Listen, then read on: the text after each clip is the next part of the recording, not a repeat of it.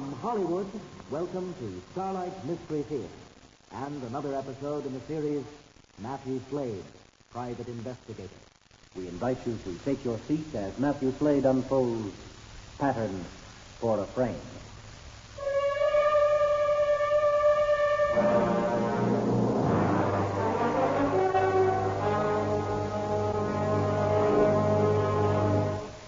In my job, the hours are odd. So are the circumstances and the people I meet. You could even call some of them dangerous. My calling card reads, Matthew Slade, Private Investigator. I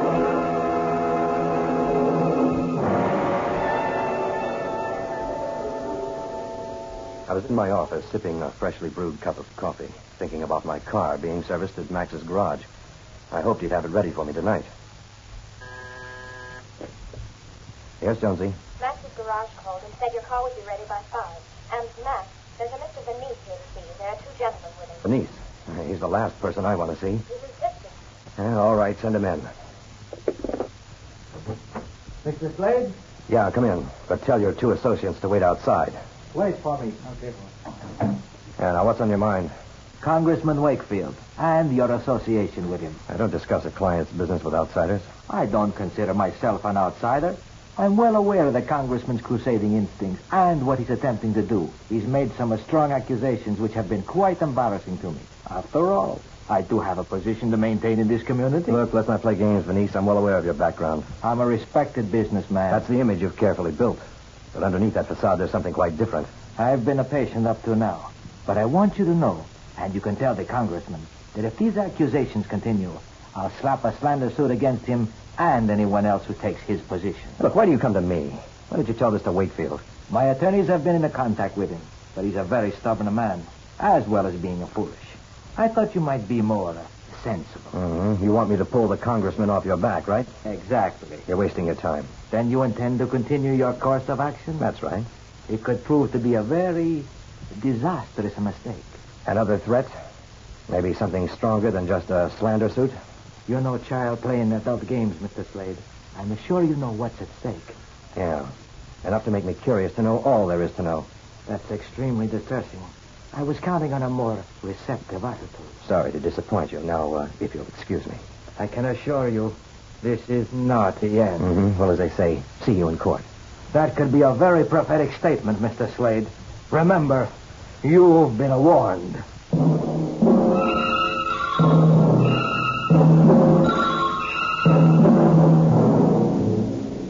Frank Venice, the man responsible for most of the gambling, narcotics, and prostitution in the city.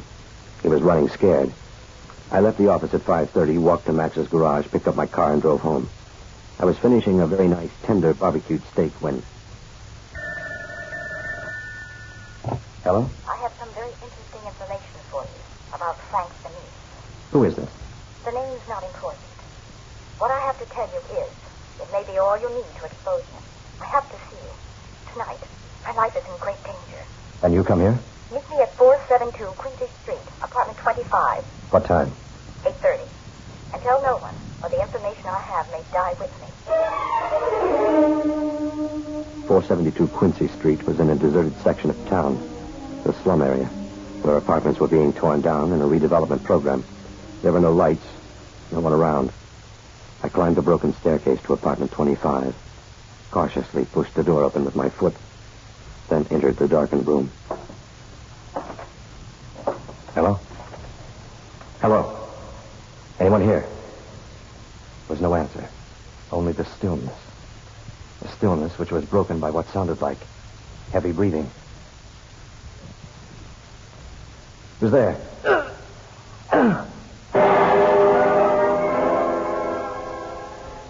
When I regained consciousness, I found myself bound tightly. It took nearly an hour before I managed to free myself. It was shortly after 10 when I arrived back at my apartment. I showered, changed clothes, and relaxed with a good stiff drink, and tried reasoning out what had gone before. Naturally, Frank Venice was my first candidate. It had to be one of his muscle men who worked me over, and he had evidently gotten to that mysterious caller before me. What I couldn't figure out was why had I been tied up? Didn't seem to serve any purpose. My contemplation was interrupted by the door buzzer.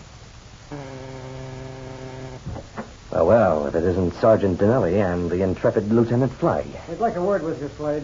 Of course. Come on in. Sit down over there. Thanks.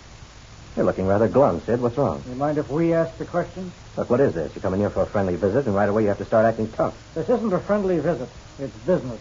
Police business. You two sound serious. Murder is serious. Murder? What murder? Congressman Wakefield was found tonight with 2 bullets in him. What? He was shot to death just a few hours ago, Matt. You been in all night, Slade? No, I haven't. Well, what's that got to do with anything? Now, play it straight, Matt. Take a friend's advice. You trying to say I know something about this? You trying to say you don't? Yes, I am, and I get the feeling you don't believe me. We'll decide that later. What time did you go out tonight? It was about 7:45. And where did you go? You see, I received a phone call about 7:30. The caller asked me to meet her in an apartment on Quincy Street. When I got there, the place was deserted, or so I thought. Then someone jumped me. When I came to, I was tied up. Took me about an hour to get free, and then I came back here. That was about 10:30. Take a look at this gun, Matt. Can you identify it? Yeah, it's the one I keep in my office. How'd you get a hold of it? We found it in Wakefield's driveway. That's the gun that was used on him. We already checked it. The only prints we found on it were yours. So you think I killed him? It looks that way? Now it's all very clear. The call, being blackjacked and tied up.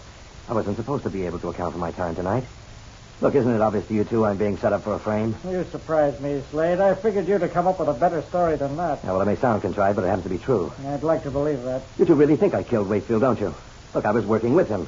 You both know we've been after Frank Vanice. Why would I want to kill him? We've got that, too.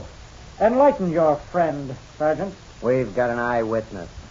She swears she saw you shoot him. Well, whoever she is, she's lying. She claims to be Wakefield's girlfriend. Said you and she were together tonight. That Wakefield came in unexpectedly, there was a fight, and you shot him. Oh, come on, Sid. There's the gun, Slade, and the fact that you can't satisfactorily account for your time between the hours of 8 and 10. That's when the coroner established time of death. You want to tell us the truth now? You've already heard it. Okay. Get your coat. We're booking you for murder.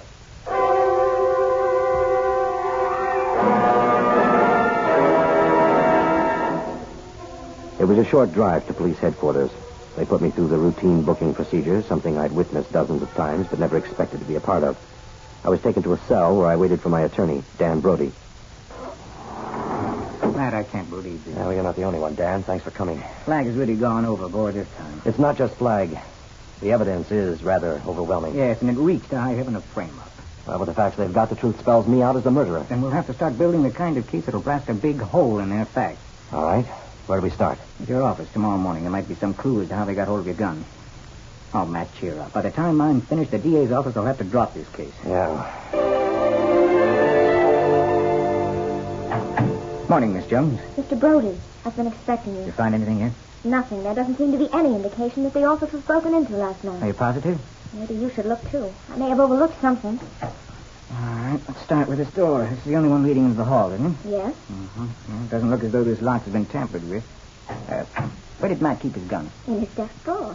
Locked? No, but his office door is always kept locked after he leaves. I see. Were you able to talk to the night janitor? Yes. Lucas said he let a strange man out of the building just before 7. His description matched one of the men who was here with Frank Vanice. That should be a big help. Maybe. But the fact that he was seen in the building isn't enough. We have to prove he entered this office. And a lot depends on how closely we can tie Vanice into all this. How bad does it look from that? Well, what evidence the police have is fairly conclusive. Maybe it's too conclusive. What do you mean by that? Well, it's all so perfect, so clear-cut. Makes Matt look too obvious. I think Vanice tried to play too pat a hand. And may work in our favor. Then what will you do? I'm not sure just yet. I have a meeting in an hour with the assistant DA, Austin Briggs. Maybe something will come out of that. The only thing I am sure of is that Matt is not going to be convicted of murder. I'm going to find some way to get the truth.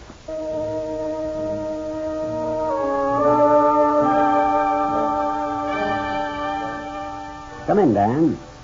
Morning, Austin. You know Lieutenant Flagg, Sergeant Dinelli? Of course, gentlemen. Brody?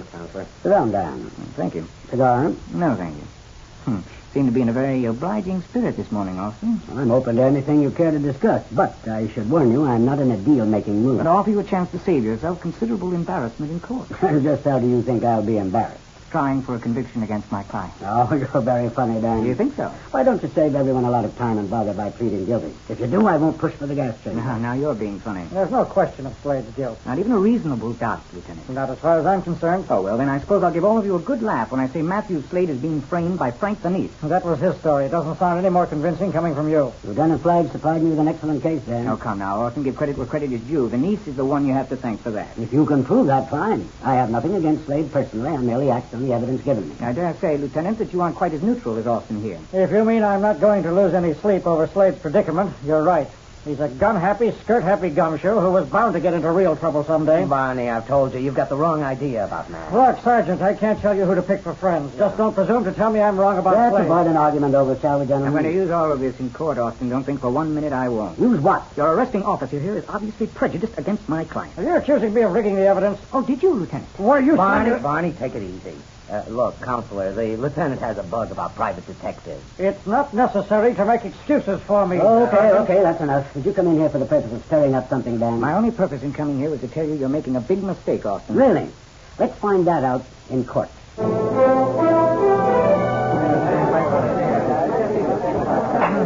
Order in the court. Proceed, Mr. Briggs. Now then, Lieutenant, tell the court what you found when you arrived at the decedent's house. He was lying by the bedroom door with 2 bullet holes in his chest. He was holding the poker from the fireplace in his right hand. Miss York, you saw the man who shot and killed Congressman Wakefield? Yes, I did. Do you see that man in this courtroom? That's him, over there. Let it be recorded that the witness indicated the defendant, Matthew Slade. Now, Miss York, tell the court what your relationship was to the decedent. We were friends. I mean more specifically. You were more than just friends, isn't that true? We were... Lovers, Miss York? Yes. Now then, on the night in question, what transpired? Mr. Slade and I were together that night at Clark's home. I see. Please go on. He came in and found us together. And what was his reaction? I'm sure he wouldn't have lost his temper if Mr. Slade hadn't baited him. What do you mean, baited? He laughed at Clark. Said he wasn't capable of keeping a woman. Now, Miss York, please tell the court what happened after that. Clark moved to the fireplace. Picked up the poker. Did he make any move to strike the defendant? No. He made a verbal threat. That's when Mr. Slade shot him. And what did you do? I was frightened. I thought he might shoot me, and then he ran from the room. That's when I phoned the police. Thank you, Miss York. Is there any redirect? Yes, Your Honor. Miss York, did you phone the defendant that night and ask him to meet you? Yes. And isn't it true that you asked him to meet you in a deserted apartment on Quincy Street and not at the home of Congressman Wakefield? No, that's not true. Need I remind you that you're under oath, Miss York? I'm well aware of that. Well, I'm sure an attractive girl like you would find it rather stifling to have to spend time in prison on a perjury charge. Objection. He's badgering the witness, Your Honor. Sustained. You're a little out of line, Mr. Brody. Please confine your questions to testimony given in direct. Very well, Your Honor. Now, Miss York, what time did you call the defendant? Between 7 and 7:30. And what time did he arrive? 8 o'clock. He drove his own car. Yes. You're sure of that? Yes. If it please the court, at this time I'd like to enter some new evidence. Mr. Briggs? The state has no objection, Your Honor. Now, I have here, sir, 2 reports. One shows that on the day of the Wakefield murder, my client's car was lubricated by Max's garage. Now, the mileage was recorded and indicates that at the time there were 12,562 miles on the speedometer. I also have a report here, verified by the police, that the day after my client was taken into custody, his car speedometer indicated 12,581 miles, a difference of only 19 miles. Now, on the day of the murder, my client drove from Max's garage to his apartment, then to 472 Quincy Street, and then back again to his apartment, a distance of exactly 19 miles. If, on the other hand, my client had driven to Congressman Wakefield's home, as Miss York has testified, he would have had to travel an additional 8 miles. Therefore, I submit, Miss York has perjured herself. Order in the court. The state must oppose the introduction of this so-called evidence. Without meaning to demean the defense counsel, it is obvious that such evidence is inadmissible. Anyone who knows even the slightest about cars knows how easy it is to turn back a I speedometer. take offense at that remark, Austin. You're saying I'm attempting to submit false evidence. No, Dan, I'm only suggesting its validity is questionable. Gentlemen, please, I'll have to take this evidence into consideration. Now I see it's approaching 12 o'clock. We'll adjourn for lunch. I caution the jury not to discuss this case or draw any conclusions until all the evidence is in. Court will reconvene at 1:30.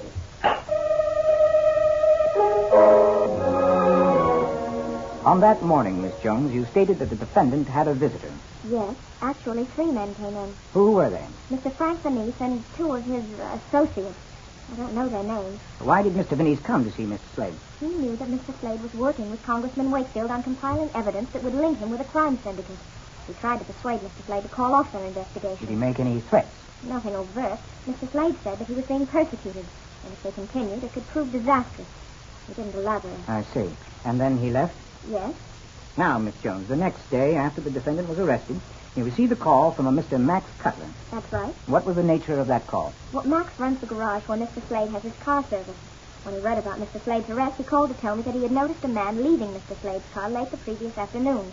His description matched that of one of the two men who accompanied Mr. Venice to the office. Now, how could he have known the defendant's car was at Max's garage? Well, Mr. Slade asked me to call Max's garage to find out when his car would be ready. I was asking him the information when the three men entered. They overheard the conversation. What do you suppose one of these men was doing at the defendant's car? He must have taken an impression of the office keys. Objection, Your Honor. The witness is drawing a conclusion. Objection sustained. Strike that from the record. The jury will disregard it. Proceed, Mr. Brody. Yes, Your Honor. Now, Miss Jones, tell the court what you learned from Lucas Haynes, the night janitor of your office building. Lucas led a strange man out of the building after it was closed, sometime before 7 o'clock. The same man seen by Max Cutler at his garage? Yes. And the same man who came to your office with Frank Venice? Yes. Thank you, Miss Jones. The state may cross-examine. Miss Jones, you're employed by the defendant, Matthew Slade. Yes. For how long? Over 4 years. And for those 4 years, you've been a loyal employee. Oh, yes. And these gentlemen, Max Cutler and Lucas Haynes, I would guess they are friendly with the defendant? Yes. And what about you? Are they fond of you? I think so. Then would you mind telling me this story you just told? Was it your idea, the defendant's, or the defense counsel's? Objection, Your Honor. No further questions. Order in the court. I won't tolerate this sort of outrage. Your Honor, the prosecution is attempting to belittle the witness. I'm well aware of what the prosecution is attempting to do. I must caution both counselors to try and remember their courtroom etiquette. Now, you may call your next witness, Mr. Brody. Yes, Your Honor. I call to the stand Frank Venice. Everything Miss Jones said is untrue. Is it, Mr. Venice? Yes. Oh, it's true. I paid a call on Mr. Slade that morning, but not for the purpose she stated. I wanted to retain Mr. Slade's service. Why would a prominent man about town like yourself want to hire a private detective? Well, I do have enemies, Counselor. A man in my position will occasionally step on a few toes, however unintentional. Of late, my family and I have been plagued by anonymous phone calls threatening harm. Really? Now, why would anyone want to do that to a first-class citizen in his family? As I said, I do have enemies. As to who made the calls, well, that's the reason I wanted to hire Mr. Slade. To find out. The only reason I paid him that visit. And what about this associate of yours who was seen by Max Cutler and Lucas Haynes? I think the assistant district attorney has summed that up very neatly already. Besides, I have no associate or knowledge of anyone fitting the description he gave. Now, tell the court, are you acquainted with Rito York? No, I am not. Come now, sir, isn't she on your payroll? Of course not. You make many accusations, Mr. Brody. I trust you're ready to back them up. The witness will refrain from addressing the defense counsel in that manner. Must I sit here and allow him to... I'll handle the discipline in this courtroom, Mr. Venice. Now then, Mr. Brody, do you intend following this line of interrogation? No, Your Honor, I'm through with this witness. Do you care to cross-examine, Mr. Briggs? No questions, Your Honor. And does this conclude your case, Mr. Brody? No, Your Honor. But first I'd like to request a 30-minute recess so I might discuss a vital point with my client. Very well. We could use the cooling-off period. Court is adjourned for 30 minutes. Sit down, Mac. Where's Jonesy off to, Dan? I saw you with her, and then she left the courtroom in a big hurry. I'm going to try something, Mac. Not strictly ethical, and it could backfire, but I think it's worth a risk. Well, what is it? First, take off your coat and shirt. Do you mind explaining? Okay. But no argument. Now, here's what I propose to do. Are you ready to proceed, Mr. Brody? Yes, Your Honor. Very well. Call your witness. Will Miss Rita York please take the stand? Order in the court. I remind you, Miss York, you are still under oath. Now, Miss York, I'd like to go back to something you said in your previous testimony. You stated that you and the defendant were together that night. Is that correct? Yes. I take it this was not the first time you both were together under such circumstances. Am I correct in assuming that? We've spent many nights together. Then you've had, shall we say, close relations with the defendant. I don't know what you mean. Oh, come now, Miss York. Surely we don't have to paint you a picture. How many nights have you spent with Mr. Slade? Several. Oh, I can't remember exactly. Now, come now. Think, Miss York. 3, 4. I told you there were many. Then if I asked you something specific about the defendant, you'd be able to tell me now, wouldn't you? What do you mean? What I mean, Miss York, is, can you tell the court if the defendant has any outstanding scars, moles, birthmarks, or tattoos on his body? I... Come on, Miss York. Surely you would have noticed something like that. Well? Your Honor, will you please instruct the witness to answer my questions? Miss York, you must answer. No, I noticed nothing like that. If it please the court, I would like the defendant to remove his shirt. Objection, Your Honor. Mr. Brody is attempting to turn these proceedings into some sort of sideshow. I'm attempting to establish the fact that this witness has perjured herself, Your Honor. I believe it to be a vital point. I'm going to allow a wide latitude here, Mr. Briggs, in the interest of justice. You may remove your shirt, Mr. Slade. As the court can plainly see, the defendant's chest is tattooed with the likeness of an eagle. Your Honor, I submit that the witness, Miss Rita York, could not possibly not have known about this if she had told the truth. What do you have to say, Miss York? I didn't want to get involved in this. You must believe that. He forced me to. Who is he, Miss York? Venice, Frank Venice. He killed Wakefield.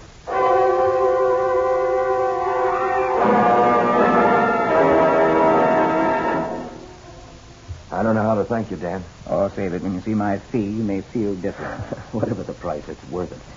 You know, I'm very fond of my freedom. Oh, by the way, you can wash off that indelible ink with a good, strong detergent. Oh, I don't know. I just may keep it. How can anyone destroy such a masterpiece? You know, your forensial talents, Mr. Brody, are surpassed only by your tattooing artistry. You say the nicest thing, Mr. Detective.